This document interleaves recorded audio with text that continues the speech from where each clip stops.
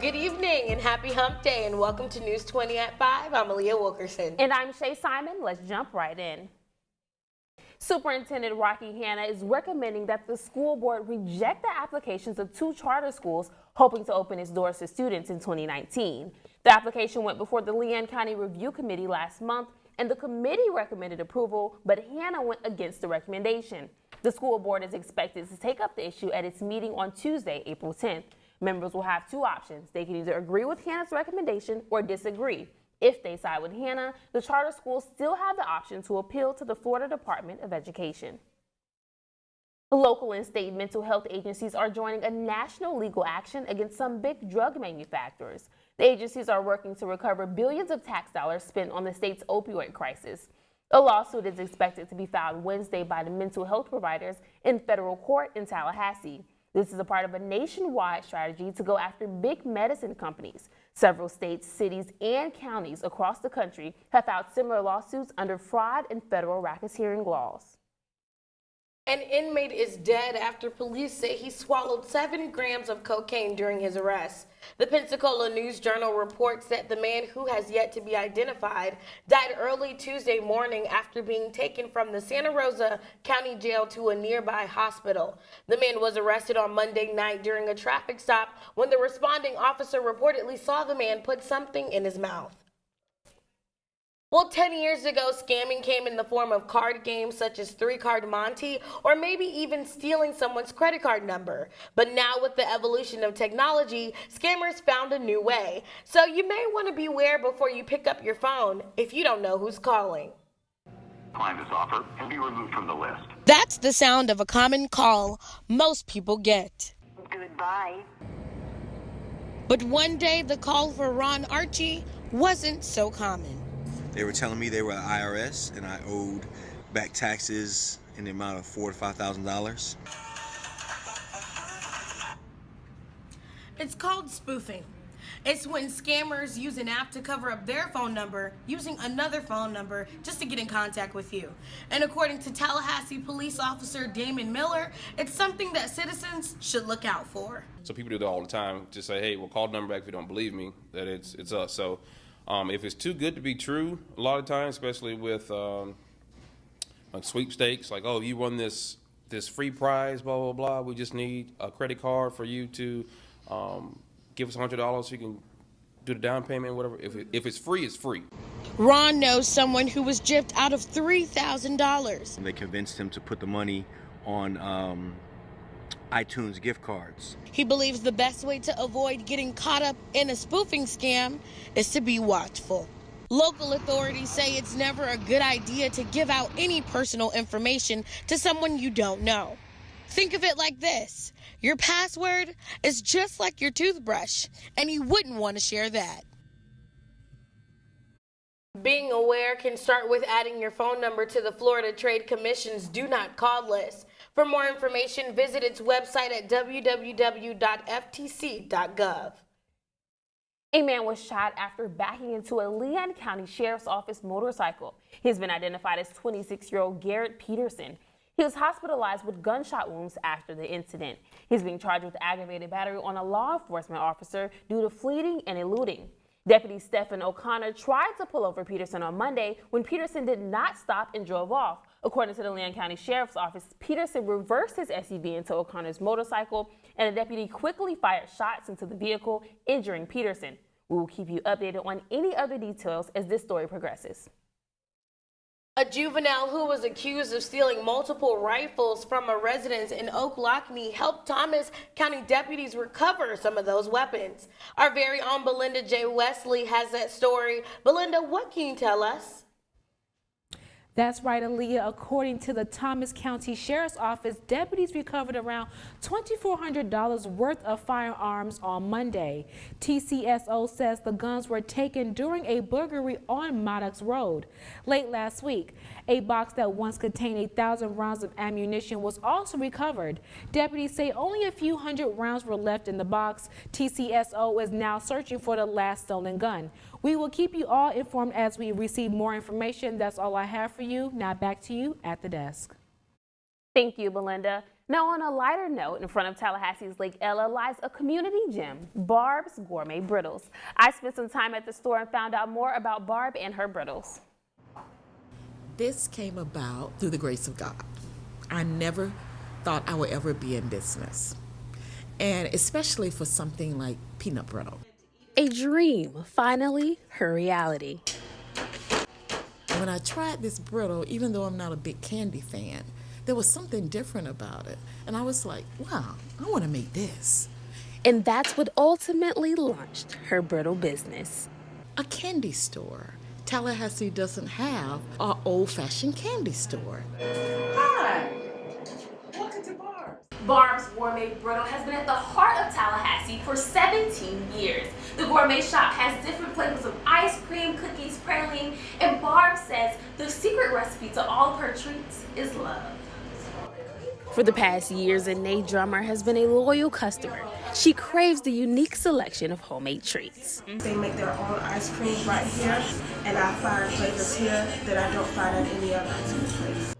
None of this is a surprise to Barb. You can either choose to do what you want to do, or you can choose to do what he has already destined for you to do. But his destiny is a lot bigger than your choices could ever be. With her faith, her husband, and her passion, Barb hopes to keep sharing her love with Tallahassee and bringing customers back again and again. Barb is originally from Orlando, but moved to Tallahassee to earn her degree in fashion design at Florida State University. Today marks the 50th anniversary of the assassination of Dr. King, and bells across the nation will ring 39 times for each year of King's life. In Memphis, a tribute for the Reverend will take place in the courtyard of the Lorraine Motel where King was assassinated. In Atlanta, where King was born, members of his family will lay flowers at his grave. A prayer vigil will also be held in Washington, D.C., followed by a silent march to the National Mall. Students from FAMU also went to Memphis to commemorate Dr. King's legacy. It's a battle of the billionaires. Today, President Trump is attacking Amazon CEO Jeff Bezos in the media for allegedly destroying shopping malls and killing businesses. Advisors are encouraging the president to end all governmental ties with Amazon, one of which is a multi-billion-dollar contract with the Department of Defense. Before Trump was elected into office, he stated that he had respect for Jeff, but also stated that his purchase of the Washington Post was an obvious strategy to gain political influence. Trump said if Amazon ever paid fair taxes, the company would crash and crumble like a paper bag. Jeff responded, tweeting that he would reserve Trump a seat on his company's rocket. Hashtag send Donald to space. The YouTube community is in shock after 3 people were shot outside of its California headquarters. Police say Nazam Agdam walked inside YouTube's headquarters and shot 3 people with a handgun, then afterwards took her own life. According to authorities, the shooting stemmed from the suspect's confusion as to why her videos were being flagged and censored by the company. The victim's family says she was active on YouTube, where she preached about veganism and animal rights. They say she was frustrated with YouTube because she did not understand why she was being censored. None of the victims have been reported dead. However, one of them is in critical condition. In Thailand, authorities have seized $55 million worth of crystal meth, the largest bust in the country's history. According to authorities, the drugs were hidden in tea bags and packets of fertilizers sent to a truck off the coast of the island. The takings follow a series of high-profile raids in the past month targeting drug trade. Thailand's Narcotic Suppression Bureau says the amount of crystal methamphetamine seized between 2016 and 2017 has grown to more than 5 times. If you hop on a flight, Indonesia is just 2.5 hours south of Thailand, where Indonesian authorities have declared a state of emergency. The people of Thailand are suffering from a deadly oil spill off the coast of the island. Cleanup efforts are underway, but as the spill continues to spread, more environmental and economic damages is continuing. The incident has already caused the death of 4 fishermen and 1 person remains missing. Authorities are warning residents against naked flames and smoking near the affected area. That's all we have brewing for today. I'm Angelicia Bruton. Back to you all at the desk. Good evening and welcome to eLive. I'm Michaela Sherman here with the latest in your entertainment news. 10 years later and they're still going strong. Jay-Z and Queen Bee celebrate their 10-year anniversary today. This decade-long union first began on April 4th, 2008, and it's no coincidence that they chose the 4th day of the 4th month for their wedding. Both of their birthdays are on the 4th. Bonnie and Clyde love the number 4. Jay-Z's most recent album is titled 444, and they named their firstborn Blue Ivy after the Roman numerals for the letter 4. It must be their favorite number, excuse me. They're about to begin their second world tour together, On the Run 2, and despite previous allegations of Jay-Z's infidelity last year, it's clear that they're still crazy in love. Sadly, as another couple thrives, another one of our favorites is seeing their end. Channing Tatum and his wife of almost 9 years are choosing to separate. The couple submitted a joint statement saying, absolutely nothing has changed about how much we love one another. But love is a beautiful adventure that has taken us on different paths for now. There are no secrets nor salacious events at the root of our decision, just two best friends realizing it's time to take some space and help each other live the most joyous, fulfilled lives as possible. The couple first met when they starred in the movie Step Up together, and they say that they will continue to be loving and dedicated parents for their 5-year-old daughter, Everly. Welcome back, I'm Brandon Jones here with your sports. Tallahassee Community College women's basketball team have been crowned the NJCAA Division I national champions. TCC's women's basketball finished the season with a record of 29-6 and won the program's first national title. The Lady Eagles clinched an at-large bid and went on a Cinderella run, winning 5 games in 6 days and upsetting number 2 Gulf Coast State in the semifinals before defeating Trinity Valley in the national championship by a final score of 69-51. On the diamond, coming off a crucial weekend sweep over North Carolina Central, the Rattlers headed to Duval to take on the Dolphins of Jacksonville University. JU started the scoring in the first inning when Jacob Southern singled to score 2 runs, giving the Dolphins a 2-0 lead. That score would hold until the bottom of the third when Brett Maxwell drove in Jackie Miles Jr. on a sac fly in foul territory to cut the Dolphins' lead to just 1. But that's as close as the Rattlers would get as they dropped this midweek tune-up by a score of 2-1. Next up, the Rattlers will head to Greensboro, North Carolina for a weekend series with the Aggies of North Carolina A&T. March Madness is officially over and the Villanova Wildcats have won the 2018 NCAA Men's National Championship. For the second time in 3 years, Villanova has won the big dance. The Wildcats defeated the Michigan Wolverines by a score of 79-62, led by redshirt sophomore Dante DiVincenzo in his 31-point, 5-assist performance. Junior Mikal Bridges also chipped in 19 points. Head coach Jay Wright of the Wildcats joins elite company as he becomes just the 3rd active coach with multiple national champions. In the NBA now, the Thunder and the Warriors faced off yesterday in what would turn out to be a nail-biting game.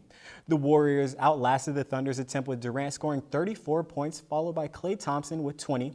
Russell Westbrook attempted to carry the Thunder across the finish line with 44 points and 16 rebounds, and even brought the Thunder back from a 10-point deficit. However, his efforts alone were not good enough. The Warriors were able to defeat the Thunder with a 111-107 win. That's all for the sports right now. I'm Brandon Jones. We'll be right back after the break. Well, that's going to do it for us tonight. For Brandon and Michaela, I'm Shay Simon. And I'm Aaliyah Wilkerson. Thanks for watching. And remember to also follow us at thefamuandonline.com for more news updates. Have a great evening.